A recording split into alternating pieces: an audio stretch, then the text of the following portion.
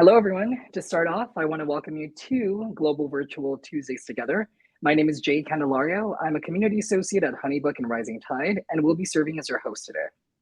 For those of you who are new, Rising Tide is a community of small business owners, independent freelancers, service providers, and creative entrepreneurs who unite in the spirit of community over competition.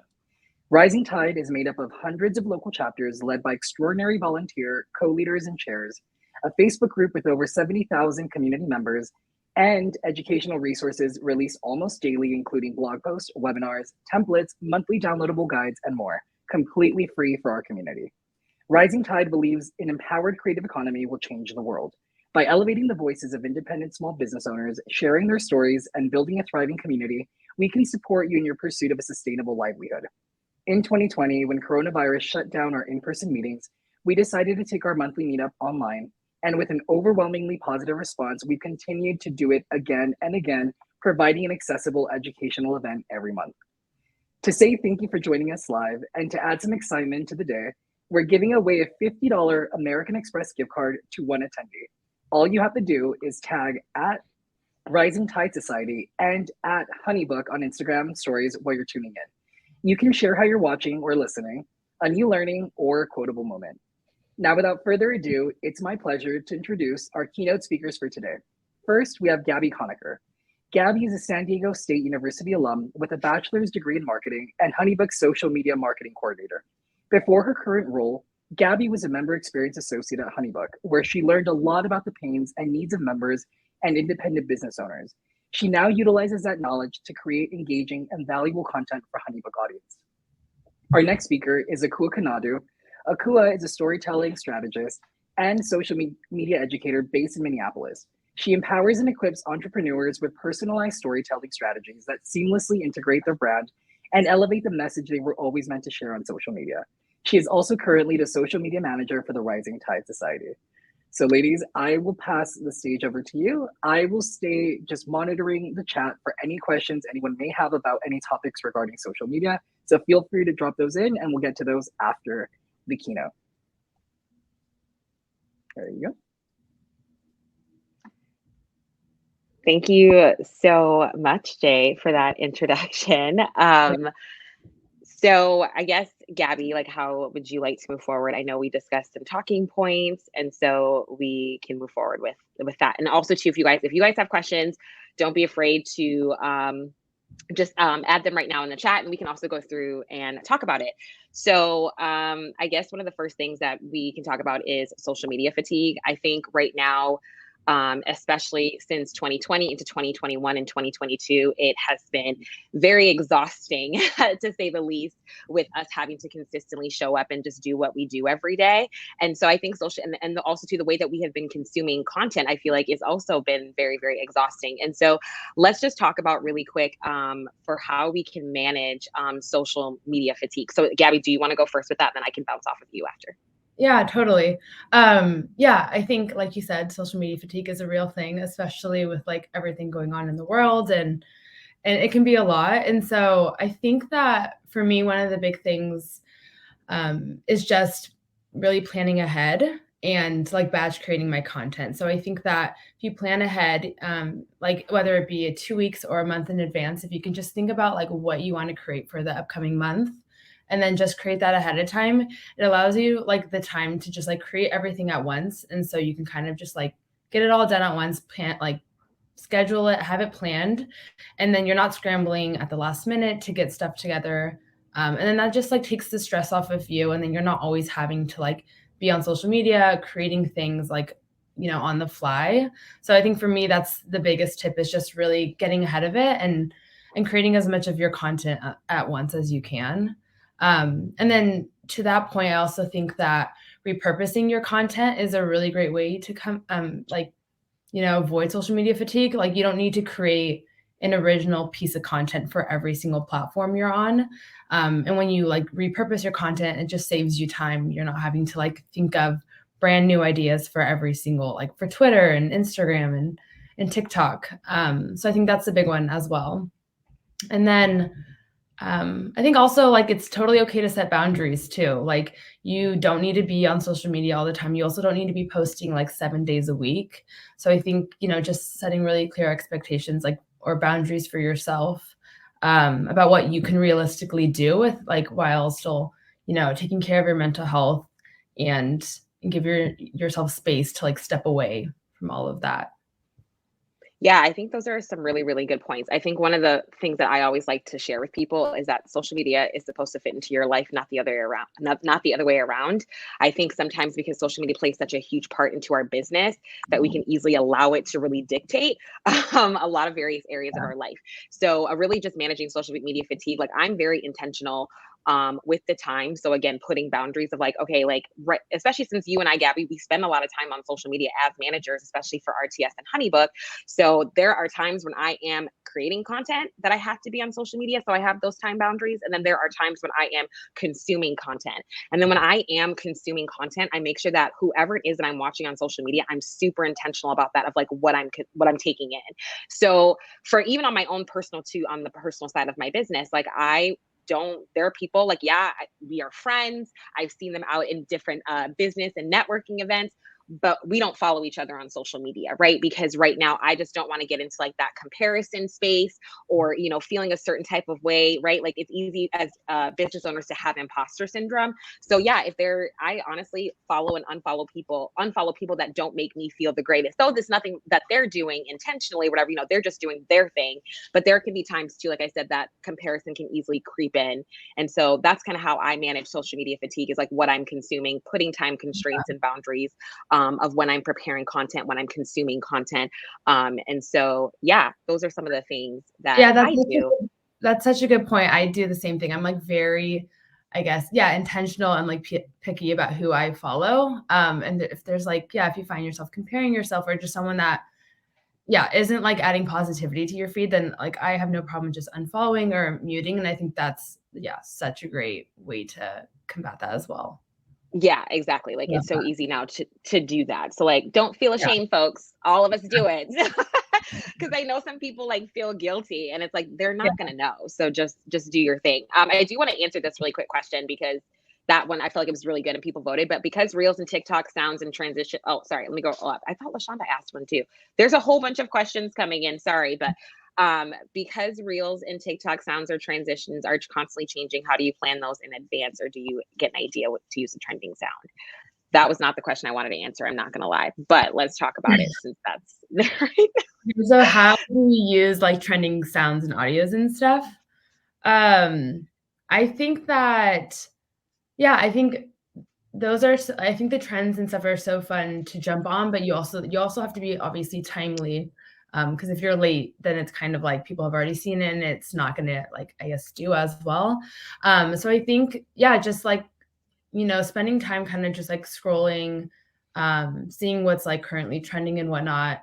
But I also think to that point is that like not every single trending audio or sound is going to fit into like your content and what you're creating. And so I think also being really intentional about choosing like, does this actually fit with my brand? Like, and like, you don't have to hop onto every single trend if it doesn't like fit into what you're doing on social. But yeah, so, and I think if you keep in mind the things that like you have like when we're thinking about planning ahead and batch creating our content, if you keep in mind like the things that you want to be talking about this month, like upcoming holidays or like any kind of like initiatives you have going on, like keeping those in mind and then thinking how you can apply like trending sounds to those, like how you can kind of tie them back, I think is a great way to kind of participate in all the trends. Yeah, I think that's a really good point. And so even just the fact that you brought up batching, let's talk about it of just like what are some of the best ways to batch on social media, because Yeah. you just brought that up of like as you are looking to see what's ahead, what events are coming up or holidays and stuff like that, and laying it out on the calendar. And those are some really, really good things. For me personally, even when I'm batching, I like to think of, I know not everybody, but I know common in marketing that's always brought up, especially creating content for Instagram, is think of your content categories or your content buckets. And Mhm. there is nothing wrong with that. If that works for you, keep it going. But for me personally, I like to think with the intention.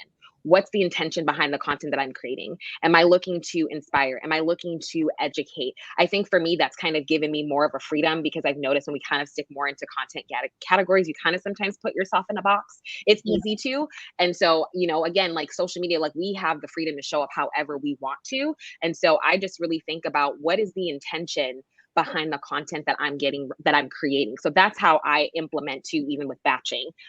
Gabby, do you want to add anything to that as well? No, I think I agree. Like, I think that's a really good point. Like, are you trying to be like, yeah, your intention? Do you want to like educate people on a topic? Do you want to like just bring like lighthearted humor to your platform? Do you want to like show your personality more? Yeah, I think those are important points to keep in mind when batch creating. But yeah, I think I'm not sure if I have anything else to add on the topic. I agree with that. Yeah. Yeah. No, awesome. So sweet. Yeah. And y'all, the questions are coming through. So I'm just going to kind of start going through too, if that will help. So another batching question. Somebody said, I love batch creating, but I worry it makes me late to the trends, especially with reels. If something is trending in March, will it still be strong if I plan content in April for it? Or do I need to post ASAP to keep up with the trends? Do you want to take that one, Gabby, or do you want to? Yeah, that's actually a really good point. I think one thing to keep in mind is that you can be really flexible with your content. So if there's like something that comes up that you really want to participate in, then you can film it last minute and shift your other content. So it's like, it doesn't have to be like so rigid. And you can also even leave some like open spots in your content calendar if you want to like leave space for things like that come up. But yeah, like with those things, they are a little bit like, you can't really plan like a trending audio a month in advance. So yeah, I think just being flexible, having like the bulk of it done is nice, but then yeah, giving yourself some breathing space to like hop in and like jump on those trends when they come up.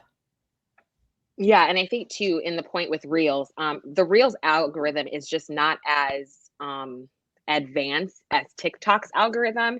So I think one thing that I like to share is, even if like you're not hopping on the trend right away. So like, for example, if I don't know if you guys have noticed, but when you like a certain reel with a specific sound, it sometimes the algorithm will keep pulling up that exact same sound one after the other after the other. So it's like, okay, you could potentially be saturated if you do hop on that trend right now. So maybe even giving it a little bit of time and then creating the trend then, right? When it's not pulling up the same trend every single time, because the algorithm just isn't really as advanced as TikTok. So even hopping maybe a little bit later will help you stand out in that sense. So I've seen that too, where like older trends have come back. That were once originally popular, maybe not as trending, and people are using it now, and they're sticking out because I'm like, oh, I remember that sound, and then I like it, right? And so that's kind of also too what I am starting to see. And also to the point, it's like we've talked about this, Gabby, that TikTok, the trends on there are way quicker. Like that's where the trends are starting, and then they're being brought over to Reels. So if you're worried about being behind more so on like wanting to keep up with trends, definitely spend time on TikTok. Not saying that you have to make anything on TikTok, but if you kind of want to see, potentially have like an eye of what's going to be potentially trending on Instagram, just spend time on TikTok to kind of get an idea so you can start planning ahead too for that content. So I hope that helps, Hannah. And if that doesn't, let us know so we can answer additional questions for you. Love this question that LaShonda came in. That's the one that I saw, but I realized it adjusts based on the votes. So a big marker. I was like, where did that go? What types of content have been performing well for RTS and Honeybook for 2022? This is such a good question because I was with Honeybook. I came in August, and then Gabby, you came in January. So you and I have talked a lot about what kind of worked for RTS. Now Honeybook has adopted, and then you're kind of doing your thing too. So like we do a lot of collaboration between the two platforms, which has been awesome. And so what I noticed for RTS right now that was working is Reels are huge. I mean, we already know this, right? Like video, that's something that we've known for a long time, that social media is moving towards a video focused platform. And so Reels have really helped a lot with on Instagram. And it's a lot of funny, relatable humor type of content that has done really well on the RTS side. Also too, in order for me to plan content for RTS, I've been spending more time on Twitter. I personally think Twitter is making a comeback. Like, y'all don't sleep on Twitter. So I definitely think if you want to know what's happening in real time, if you want the tea, go to Twitter. And so I have been able to find some really, really dope content on Twitter because I don't know if you noticed, but a lot of tweet posts have really been trending on a lot of community pages. And so what I do is that I go on Twitter to kind of see what people are tweeting about, and I ask them if we can share it on Instagram. And so number one, that has also been allowed us to be able to tap into a new audience that maybe we haven't tapped in before. Especially finding more creators of color, more diversity in businesses, more men in the RTS community, to incorporate more into our community. So that has been really awesome. And yeah, like, the more, again, the way that we're consuming content is changing. We want things quick and we want it now. So even Twitter too, really providing value in really short snippets has been really making an impact. So that has also been huge also on the RTS side on our end. Gabby, is there anything else that you want to add to that as well? Yeah, I obviously agree with Reels. We've been seeing like a really great success with that. And again, it's the funny, like relatable humor that's been, does really well for us. And similarly, like, yeah, Twitter posts do really well. And I think there's just a lot of interesting conversations happening on Twitter, and it's a lot more humorous too. And so I think those always perform well. And then I think on top of that is just like really any like timely, useful like education, like, just I think offering any like new information or just educating people on things that again are timely. Like for example, with tax season coming up, like we did like a 20 creative tax deductions that you can use as a small business owner that did really well. So I think just being really intentional with like what content you're releasing at what time, so that it's relevant. But yeah, definitely. And I think too, with Twitter, I think Jay, we had this conversation too a long time ago of just like, you have to be very intentional with because you can end up down a rabbit hole in Twitter where you didn't want to go. So definitely intentional about the hashtags that you're using and all that jazz. But I think, again, if you even want to gain inspiration of what type of content to even create, I think Twitter is definitely a great place. So so another question too that I'm seeing right now is I'm growing my following, but my followers are not engaged with my content. I follow all of the suggestions, make comments, answer every comment on my feed, etc. But those followers do not engage back. Not sure what else to do. Gabby, do you want to take this one? Yeah, I would say like if you feel like your engagement is low, like at that point, I think it's a good time to start experimenting with different like types of content. Like if you kind of are doing the same thing and if you're not getting engagement, that's kind of a sign that, you should probably try doing something differently. And so that's what I would recommend is just experimenting with different types of content and see, what your followers are engaging with more, like whether that be, again, is it like funny stuff? Is it more educational, or is it like, you showing behind the scenes of your business, or just like showing your face more on Instagram, on your Instagram stories? So I think in that situation, I would just take the opportunity to really try new things out and see what like starts to perform better. What do you think? Yeah, 110%. And also too, Stephanie, I just want to like affirm in you that if you're like helping at least one person, you're making an impact. I think, again, it's really working on your mindset as well on social media. You don't have to have a big audience to make an impact. You don't have to have a whole bunch of likes to make an impact. I personally do not have a big audience myself. What matters is the people that you are serving. And so continue to show up and really change that mindset as well of like, if I'm able to help one person and serve one person, that what matters. And don't be afraid to experiment, to Gabby's point. I think that is such an important thing, because what works for one account, what you see working for one person may not work for you. So it's really about exploring that creativity and having fun while doing it, because that's what social media is all about. So love that you answered that, Gabby. And so another question that I'm seeing here, does keeping your 9 grid aesthetically pleasing really matter anymore these days? Or is it more about the look of the individual post? I personally don't think it matters these days. I think especially coming the fact with Reels and TikToks, just sweeping content that is original, imperfect, I think is that's what really matters. The grid, I think on the RTS grid, I don't think it's as pretty as it used to be. And it's because I pick content that, you know, is I care about, is it high value content? I don't necessarily care how it's going to look on the feed. I mean, of course, that's still an important piece, but I don't think it's the determining factor as it used to be back in the day. For me, I look at it, is it high value? Is it going to serve our audience well? That's kind of more so what I look at. Gabby, what about you? Yeah, I completely agree. I mean, I still am mindful, like I still like a good looking feed, but it's definitely not like the priority.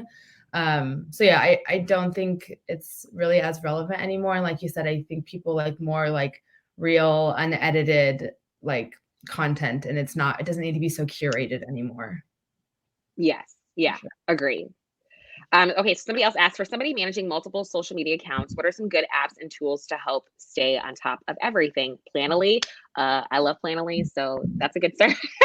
But there's multiple apps. I think, again, you have to think about what your specific needs are, and what your goals are for social media. So I personally love Planoly, but if you're managing multiple accounts, Planoly may not.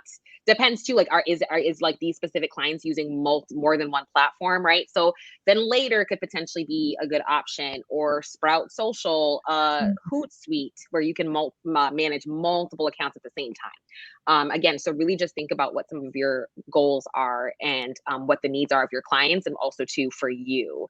And then Gabby, is there anything that you want to add to that? No, I second that. We use Later at Honeybook, and I really like Later. So yeah. I do too. I really enjoy it as well. Yeah. Okay. So then what times do y'all personally post, and how many days a week? There's so much conflicting data out there. Gabby, do you want to take this one? Yeah, I don't. So there's not going to be like one answer, because it's really dependent on like your audience and whatnot. So I think if you're in a space where you're not, I think you have to start experimenting with posting at different times and on different days. And then once you have like a month or two under like your belt, then you can kind of look at your posts, like look at your analytics and see what times worked best. And that's really like the only way to figure it out, is just see like historically, you know, which ones do best when. And then in terms of like posting frequency, I think, again, I also think that's so dependent on, you know, each person's Instagram account or whatever account it may be. I think, yeah, you just have to experiment with different posting frequencies. I think that if anything, it's better to be, I think it's better to be consistent versus like posting all the time. It's like 2 times a week, like consistently, is better than like you posting 7 days a week for like 2 weeks and then going like quiet for a month. So I think just choose a frequency that's realistic for you and sustainable. And then, yeah, I think you can always just experiment with, you know, different days and times and whatnot. Yeah, I think too, that's literally what I was going to say. It's sustainability. Like, you have to really think about, is this social media strategy that I'm creating, in terms of how many times I'm posting and what I'm posting, am I able to keep that up 2 months from now, 3 months from now, to where I can really look at the data and make educated decisions. So yeah, sustainability is super, super important. And like you, again, it needs to fit into your life, not the other way around. So like, if it's 3 times a week that you can post, that is a-okay. If it's, you know, 7 days a week, like that is a-okay. I think too, for RTS, like that's also too how I determine that, is obviously what's best for RTS to move forward, but also too, is it sustainable to where I can keep up with it? And so I love that you brought that up. So another question came in is, if our real game is non-existent and we need to start from ground zero, where would you recommend we go to do a crash course? That is a good question. Yeah. I haven't watched any Reels crash courses, but I would say that like to go back to Later, they have like a ton of great social media marketing like content. And I know that they create a lot of Reels content. So I would check out their blog and see if I know that they have like articles about how to create Reels and whatnot. So that's a really great resource that I use all the time. But yeah, I haven't taken any courses myself. Have you? I haven't, but the way that helped me get started with Reels was research. So I just researched, and again, so like the comparison monster didn't creep in. I purposely went to people in different industries. Did not go to photography, felt like nobody in the creative industry. I went to go look at people in completely different industries to gain my inspiration from there. And I really thought about, okay, like, what am I comfortable doing? And then I saw something that I liked, and I was like, oh, I feel really good about doing this specific reel. And so I saved that audio and then applied it to my business. And then that's how I started. And then you start to feel more comfortable with that, at least. Like I said, later it's really good resources and stuff like that. But if you're like, okay, like I'm just looking to start, research, go on TikTok or Reels and really go out of your common circle of where you're consuming content and find industries that are completely different than you to gain inspiration, because it will also help you create content that's more original. So I hope that helps. Yeah. And I also think that you just have to like do it. Like you're not, you can do a ton of research all you want, but you also just have to like create a reel. So just like play around with it. Like you don't have to post it, but I think just get familiar with all the tools and how to actually record and like use audios and stuff. Is like, you just have to actually like start playing around with it. And then, you know, you'll obviously get a hang of it eventually. And sorry, go on. We'll jump in really quick just because we did have a question before that was on track with what you two were saying. Do you all have any advice for people who aren't very comfortable being on camera when starting a reel? Yes. So I used to compete in pageants, so nobody judge me, but I used to compete in pageants. And so what we did was, because I had to be aware of like my face all the time, like getting ready for judging the judges and stuff, and, you know, being very friendly, like pageant Patty. Anyways, so I had to be very aware of like my facial expression. So I would practice in the mirror. I still sometimes do that, like really just sit in the mirror, and I would have my talking points, like if I'm doing a talking reel or whatever that is, and I would just practice in the mirror. It's just me, myself, and I. So just, you know, you can't feel bad for making a fool of yourself because it's just you. So that's how I personally do that. And I still sometimes do that. I would literally practice in the mirror. And then then when I'm like, okay, I feel really good with what I'm looking at here, then I'm going to go record. Like I used to do that all the time. So I think personally, that's a good way to get started. And then Gabby, if there's anything that you want to add to that as well. Yeah, I would say, I think similar to what I said before is like, you kind of just have to like do it. Like with anything you're uncomfortable with, you're going like, the only way to get like more comfortable with it is to just like do it and start somewhere. And it'll come with time, but like, I'm certainly not comfortable on camera either, but the more you do it, the better you get. So. Yeah, exactly. And I do love in the chat that people are giving resources of like who to learn from with reels and stuff. Yes, Shine with Natasha. I've never met her, but I've heard amazing things about her. LaShonda, you gave some really great feedback to Pink Sparrow. So there's also other amazing like people in the community too that are just killing the game with reels. So and someone in the comments also just added Rebecca. Yeah, Rebecca just added in the comments saying, just rip the Band-Aid off. Once you do it a few times, you'll start to feel more comfortable. So that's a great. It's true. It's true. Yeah. Like once, yes, like it's going to feel so uncomfortable, but every single time when you show up, it's going to be amazing. And we're all in the same boat. Like majority of people don't love like recording themselves. Like, so you're not alone. No, definitely not. So here's another question. When I'm scheduling posts, I feel like I never know what to post about other than education and funny videos. Where should I look for inspiration? So it's similar to like what I had mentioned before, really looking at industry outside of your own can really, really help garner inspiration. I've known other creatives that have like built courses and, you know, these services or content, whatever it is, from like looking at like the fitness industry or like the church, like, you know, churches, like, again, like look at an industry that is completely outside of your realm and that like you would never guess that you would naturally go look for content inspiration and see what you can come up with there. Gabby, if there's anything that you want to add. No, I agree with that because I think that when you stay like zoned in on your industry or your niche, like it can get really repetitive and it is going to be like a lot of the same content. So I think even just like getting out of Instagram, like, you know, go on any of other platforms or like, and you'll find like inspiration. But yeah, I think you really need to like step outside of, you know, what everyone else in your industry is doing, because it can be really repetitive and kind of uninspiring when you see the same thing all the time. So I definitely recommend that as well. Yes. So somebody said, as a photographer, curated visual is huge. Yet you were saying that less is important. Help. Personally, my thoughts, but I've seen like photographers who are killing the game with reels right now. And their feed, of course, like they still are sharing their work, which is very pretty and curated, but they're showing up on video, and their videos are, they're just everyday videos that they're recording on their iPhone. So it looks imperfect, but it's relatable content. It's very valuable content. And so I would suggest like looking at other photographers who are killing the game with Reels right now, because they are doing both very, very well.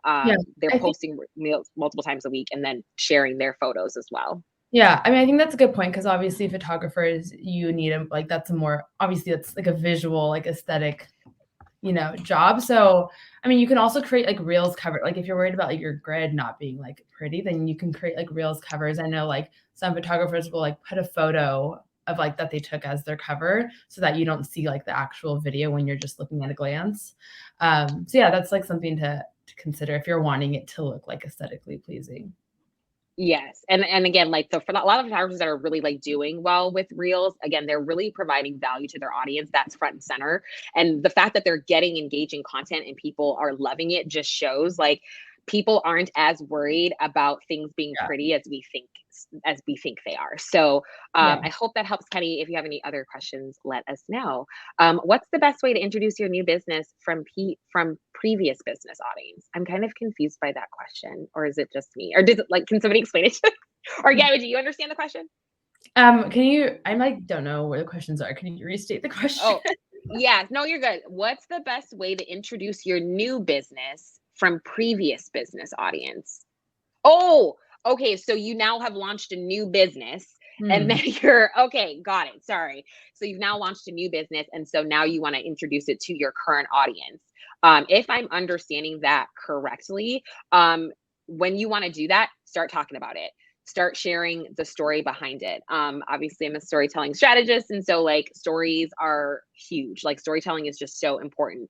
Really share like why you decided to make this transition into this new business. Really share about the journey of the clients and the customers. They're like of the people that you're trying to serve. They're at point A, they need to get to point B. What tools and resources are you going to provide for them to help them get there? Share with why you're so passionate about this new business, right? Because we all care about our business, but not everybody cares as much as we do. So you have to give people a reason to care.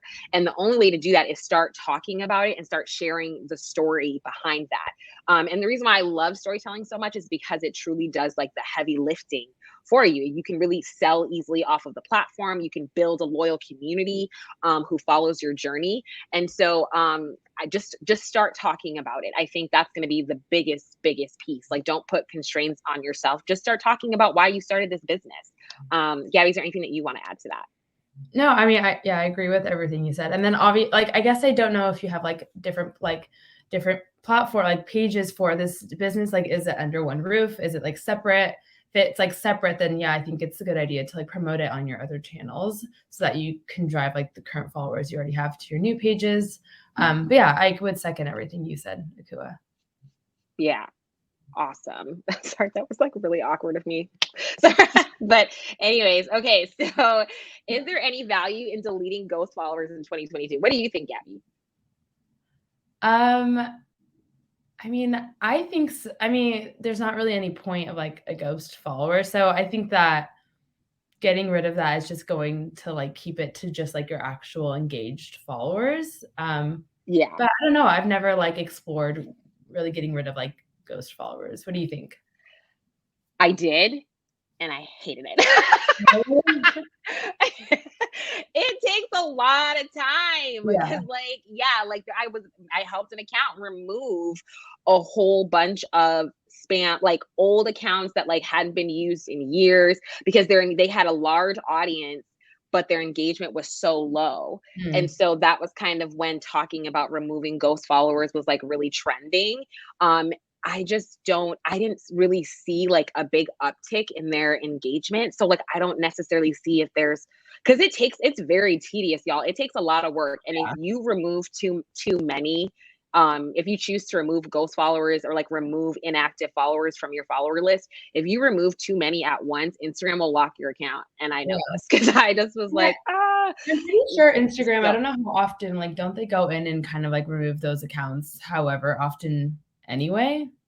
I think so. Like they'll kind of like do like a sweep, but there are some that still just fly under the radar. And then there's also like people who just don't use the account anymore. Like either, their business has stopped or maybe they started a new account or whatever. Yeah. So now all of a sudden this account is inactive. And then, Instagram already shows a very small amount, shows a very small percentage of your followers, your content anyways. So people kind of thought like, if I remove this, right, it'll show to more people, remove the ghost followers and all of this stuff. I personally did not, when I did that for the client, I did not see like this huge difference in engagement and stuff from removing followers. And that's where I was like, okay, like we need to look somewhere else then. But anybody else, if you guys know anything about that, like don't be afraid to chat it out in the comments. Okay, so Tabitha asked, locked from Instagram. So yeah, like you'll be like, they'll totally like suspend your account to where you can't access it at all for a certain period of time. And so like it'll require steps that you have to do if you're the owner of the account in order to get your Instagram account reactivated. So that's what it means, locked from Instagram. That's what I meant. I don't know exactly what the right term is for that, but yeah, and I'll also jump in here. Aside from kind of community hygiene and deleting those ghost followers, any actions where you're doing them way too quickly on the feed, or if you're scrolling even too fast up your feed, if you actually just want to go down and just like every single post, just kind of drive attention to your page, that is also considered like somewhat fraudulent. So that might even put your account at risk for being blocked. So you don't want to just go down your feed and really quickly power like every single post. If you do that 100, 200, 300 times, or do that same thing with following other accounts just to get attention, that might sometimes put your account at jeopardy for being locked as well. Yes. Yeah. I think those are such good points, Jake. I think we easily forget that, like, because you'll get locked for the most random things that you would never think of. And yeah, because they really are cracking down. And Tabitha just asked you, what's a good way to unfollow multiple people without getting locked? What I did was I like kind of had to, I first counted. So like when I first started doing it, I was like counting how many I was removing within an hour. That would prevent me from getting unlocked. So then I would do that for an hour, take a break for a little bit so Instagram wouldn't get suspicious, and then I would come back. So like one time I kind of just was like, I was removed because I was like, you just kind of get into a rhythm. I was like, oh yeah, I'm removing all of these. Great. And then it locked me. And I was like, oh.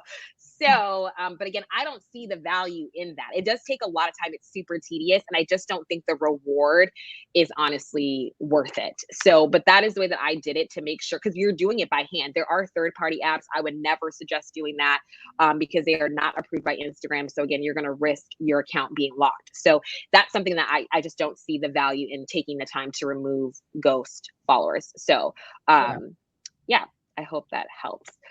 So Danielle asked, where do you see what is trending on TikTok and Instagram? On your For You page. Yeah. I know that's Instagram. Yeah, like in your For You page, there's reels that pop up on Instagram. And then also too, when you sign into TikTok right away, they're like have the feed to where you can. Yeah.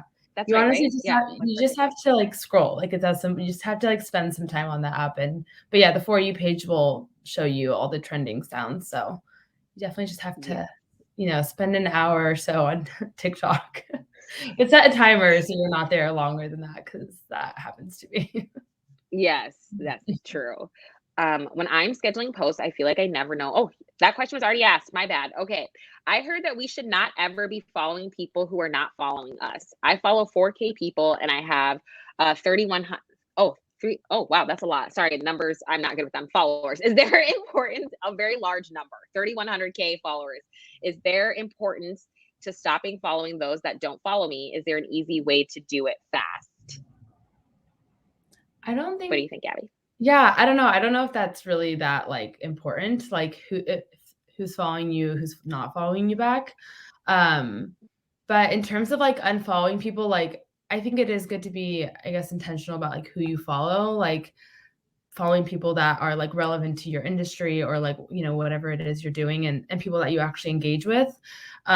So in terms of like unfollowing, I think that is just, I will do when I'm like scrolling through my feed. I'll just like unfollow people as I come across it, but I don't like by any means like bulk unfollow people. I just kind of do it as I'm like scrolling through Instagram.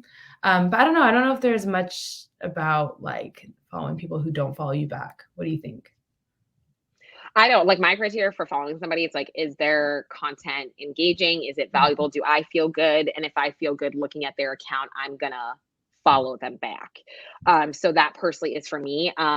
I don't think that it's really going to affect you drastically if you follow people. Again, like does it feel good to you to follow those people? Yeah, I think that's just what it heavily depends on. I'm not like, I don't do the follow for follow spiel. So if you follow me and you're expecting to follow back today, could go both ways. I don't know, but don't take it personal. No, And I so agree. I don't think I there's a know, like expectation to like always follow whoever follows you back. So I think it's normal yeah. to like to have people that don't follow you back, and I think that that's fine. Yeah. Again, like I would just throw that expectation out the window of like, I should never follow people. Again, like these are rules that they're rules, but like they're not made like you have to really think of again of what's best for you and your Mhm. business and what's going to help propel your business forward. And so if there's an account that you like, I really love their content, I'm going to follow them back. And you don't have to follow everybody that follows you back. Somebody decide to follow you back because they're inspired by what it is that you create. So I would just shift the mindset like, I'm just going to keep creating this dope content, and that's why these people are here for that. So I hope that helps.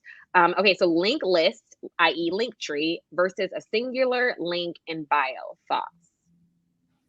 I personally think a link list. I do. I Yes, like link list. I So agree. Yeah, um, especially if you have like if you have multiple things that you want to share with your art, like if you have like a website and then like maybe you have like a downloadable something or whatever. So I think if there's multiple things that you want, your audience to engage with or check out, then I think Linktree is definitely the best. But yeah, that's my yeah, opinion. I am not a fan of Linktree. We're transitioning from Linktree, Oh so I'm gonna yeah, say it now. So or like, yeah, or we're link in leaving bio, Linktree. whatever. Right. Yeah, so we used Linktree up until recently, and the reason why I've never been a fan of Linktree is because there has been times where it has been down. Like to me that happened while I was in the middle of a launch. And so I just have never been a fan of Linktree. I know a lot of small business, and I know for our needs with RTS and Honeybook, we use the link in bio feature in later, which has been wonderful. But what I do for my personal business is I create an unlinked page on my website, and then I create the link buttons. Then I add the links there. So then, number one, I'm able to get better analytics and manage traffic, like see the traffic, get better analytics, and all of that type of stuff. So creating an unlinked page on your website. So we're like, and when I mean unlinked, I mean that it's hidden. So like nobody else can see that page besides you, and then add your links. And then also too, it makes it a lot more easier to customize. So I like the link in bio feature. That's what exactly LaShonda said. I made a landing page on my website, so it has the look of Linktree, and that works wonderfully, right? So like that's Yeah. exactly what I'm talking about. So an unlinked page on your website, and it's just more reliable, more on brand for you. And I really like that because I don't have to ever worry about Linktree kicking the bucket. So, Yeah. but we have made the transition now to link in bio, which I like that because it's more appealing. I think I like that we can have the post options. That's more appealing, and we still can have the button options, which is awesome. And then everything's in one place with later, since we work so heavily in there. Gabby, is there anything that you want to add to that as well? No, I would agree with that. Yeah. I like the look of Oh, Lincoln Bio for sure. I do too. So, okay, so I manage several SM social media accounts. Many of my clients don't want to be on camera and have asked me to do it for them. Is there any risk to having my hands on their real story feeds? Gabby, what do you think? I mean, like risk and what I guess my question is like, I guess I don't know why they would want like their social media manager like on their brand page, but I don't know like about necessarily any risk, like if you're comfortable with it and you have like an agreement, but I don't know. I might need more like context. What do you think? Yeah. Yeah. I mean, I think I I think again, it depends. Like, I mean, if you guys have similar hands, similar skin tone, all of that jazz, then I guess you can get away with it. But that is a really common thing. I think everywhere if you've ever been a social media manager, I think Gabby, I'm sure you've experienced that too. Like people just hate being on camera and they don't want to do it. What I do with certain clients, and I have had clients that we have gone where like, I'm not doing it. I'm not showing up on social media, where they now are doing reels left and right. So it is possible. And what I would just suggest is just starting really small with them. So maybe even them just starting off with their own hands and then, moving up to the next step for that. Because if it's their business, they're going to need to show their face. That's the way too that because people buy from people, right? Like, especially with products and services, like people want to purchase from us because our values are aligned. They love who we are. They love our story, those types of things. So again, people buy from people. So I would suggest like starting really small off with your clients to where like, okay, like how about we work instead of my hands, let's use your hands first. And then, maybe kind of working up from there and starting small to where people can start to feel comfortable and showing up on camera. But I hear your pain because I think Gabby and I, we've both been there where people just don't want to show up on camera. And so it's definitely not easy. Any advice on, LaShonda asked, any advice on making talking to the camera reels more engaging? That's good. That's a good question. That is a good question. I think, I don't know. I mean, I think it's also like, I think you should like kind of similar to how we're talking about getting more comfortable on camera. I think it's how you say things and like the energy you're like giving when you are like like if you're monotone or whatever, that's going to be less engaging. So I think, I guess I would just practice and like practice how you're saying it, what you're saying. And like also I think showing your personality, like trying not to be so scripted and like being comfortable with kind of maybe going off script and just like, yeah, showing your unique personality. And I think not only is this like more accessible, but I also think it's better when you like put when you put captions on your stories, because a lot of people watch stories with like the volume off. So I think like writing out everything that you're saying on stories, like in a caption or like on text on screen, is a good way to make it more engaging as well. Adding like GIFs or emojis or whatever. Yeah. What do you think? And I was just going to jump in because this is actually very similar to a question that we fielded before the webinar started. And this is something that Honeybook and Rising Tide has actually been honored for being a very accessible company and organization. And some of the questions that came in before was, how can I make my social media more accessible? Yeah, that's a really good question.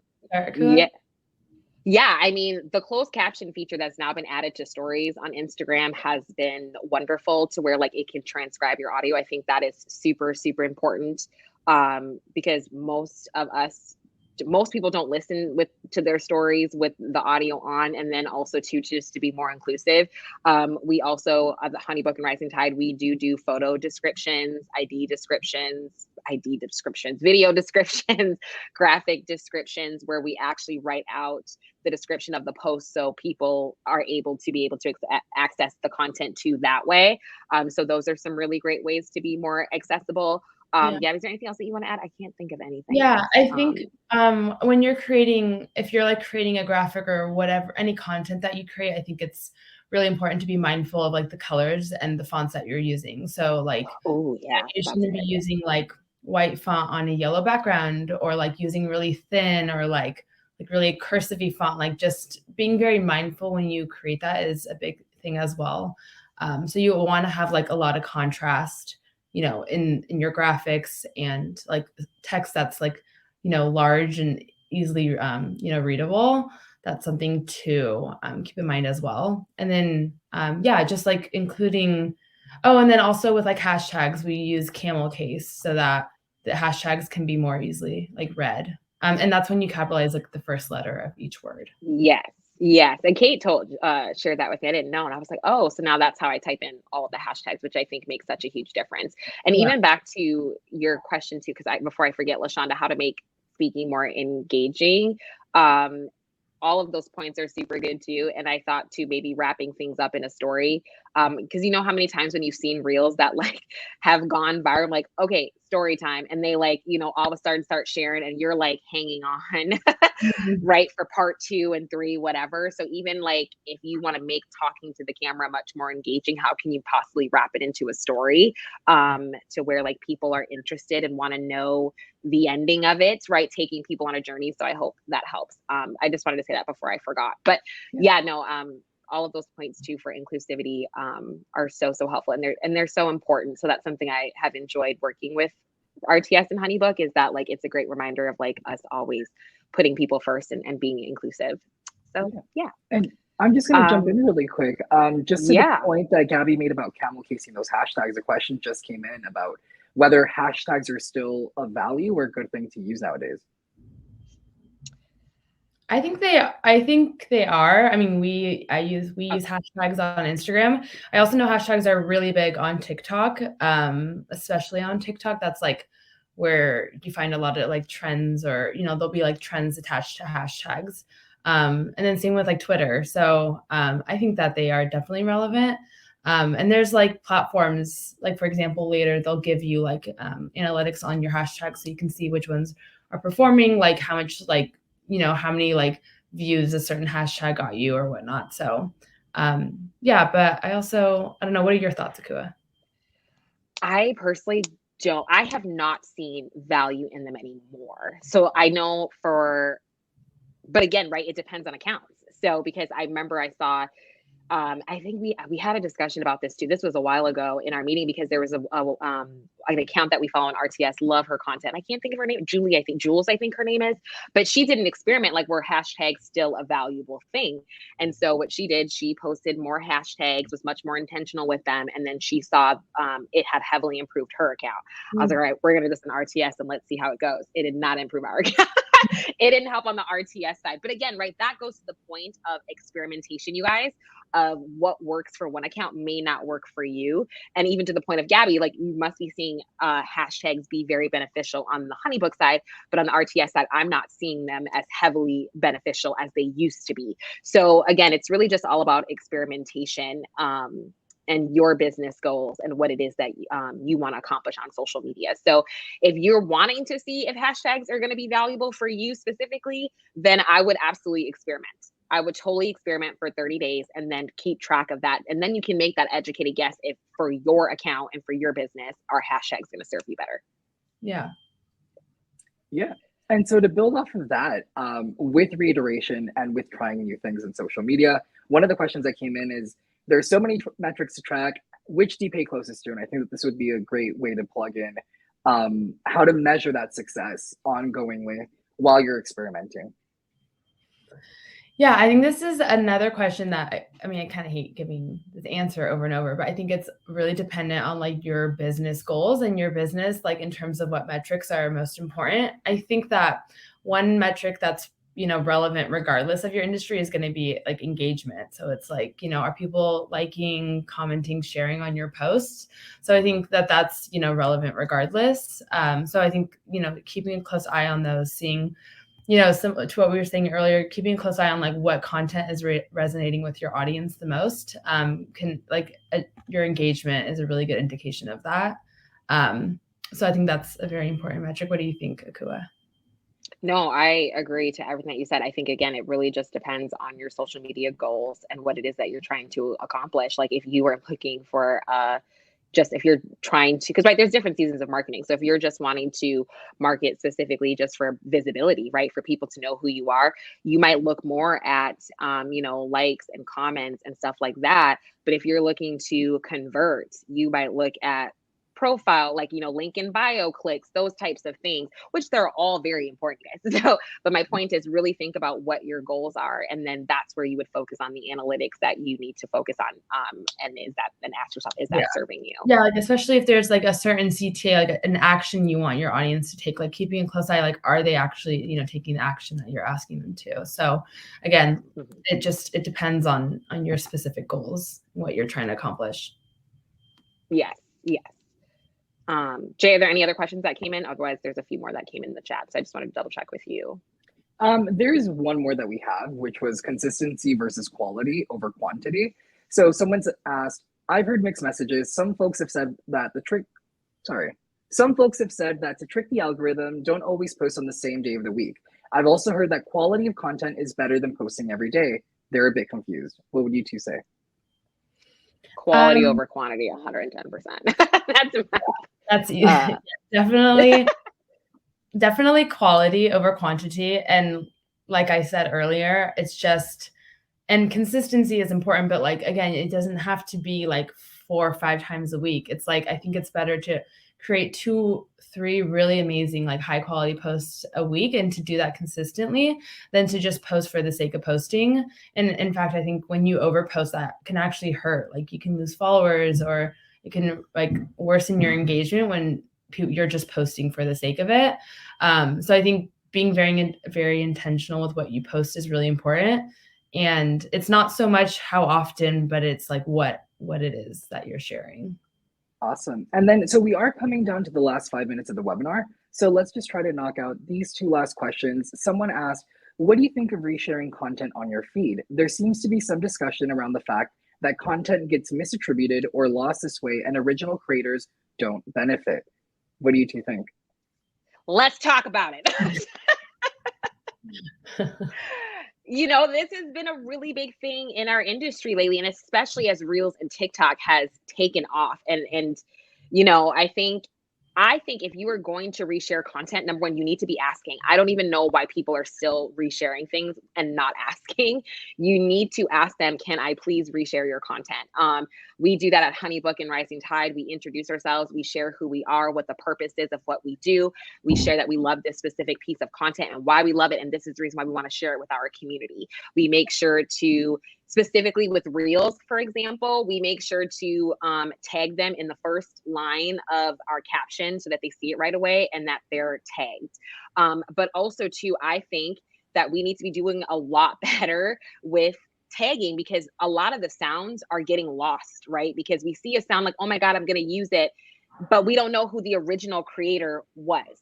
Mm-hmm. And I think that we really, even on our end too, like myself and, you know, that we need to get better at finding out who the original creator was of that sound or song and also tagging them. Because now it's become a lot harder and it's become a lot trickier. And especially, you know, with TikTok, it was a big thing where a lot of Black creators of color, were not getting the credit that they deserved for their sounds and their audio. And so it's just, again, really to the point that we have, if we are going to be using these sounds and all of these types of stuff, we have to take it a step further and let's find out who the people are. And like, I got to do better at that myself. I'm not even going to front on that. Yeah. So I do think it's a really good discussion and just something to be brought up. Because I think, again, the way that we share content has changed. So like you have to, the way that you reshare also has to change as well. But Gabby, if you want to. Yeah, especially because like Instagram and TikTok, like they don't have like a resharing feature. Like it's not like Twitter where you can like retweet a tweet. So you do have to, give people credit where credit's due, because that's not like a built-in feature. So yeah, and always need to get permission before you share anything. I think that's obviously the biggest thing for sure. The biggest thing. And I think too, like even when we get posts from Twitter, we say where we got it. So like, same thing with like a lot of community pages, when they are bringing content over from TikTok, they're giving the person's TikTok username and saying via TikTok. So if you're going to be creating sounds, like also say the source of where you got it from, so that it makes it easier for other people to be able to find that sound and then also credit back as well to the person. You know, and fortunately on Twitter, like you mentioned, Gabby, and on TikTok, Akua, it is really easy to find where the origin of a certain sound came from, but on other apps, that's not a native tool. So unfortunately, we sometimes have to do our due diligence to find who created those, just in all fairness, to give credit where it's due. We just have one last question here that we can wrap up with. It's, what advice do you have for collabs on Instagram for collaborations? Oh, that's a good question. I think. Oh, sorry. Go ahead, Gabby. Yeah. I mean, I think it should first off be like a good fit. Like it should make sense, obviously. Like, so I think being very intentional with who you choose to collaborate with. You don't want it to obviously like be something that's like completely like kind of irrelevant to what you do or your industry. And so, yeah, just thinking through, does this make sense for like my content and my brand and whatnot? Agreed. I think it has to be a symbiotic relationship. Like, do you both align value-wise, right? Like business-wise, values. You have to feel good about the collaboration. So does the other person. I think for the collaboration feature that's now been added on Instagram, I think it's been huge. It's been great for us, Gabby, from the Honeybook and Rising Tide side, to be able to share content a lot easier. And just obviously being presented as like one big brand. And so I think collabing is great and they can be super, super helpful. So again, just really think about what your values are, what you're hoping to get out of that collaboration, your expectations, and just making sure that those things are communicated up front. Awesome. Well, thank you both, Akua and Gabby, for being today's keynote speakers. Again, thank you to all the attendees today. Thank you for being so engaged in the conversation. This has been really fun to be a part of. Thank you for letting me chime in as well. As a reminder, feel free to tag the Rising Tide Society or at Honeybook on Instagram with any standout moments in today's webinar for a chance to win a $50 American Express gift card. Again, Akua, Gabby, thank you so much for being a part of this today. And we hope that everyone has an incredible rest of their week. Yeah, thank you, everybody. Bye. See you, everyone.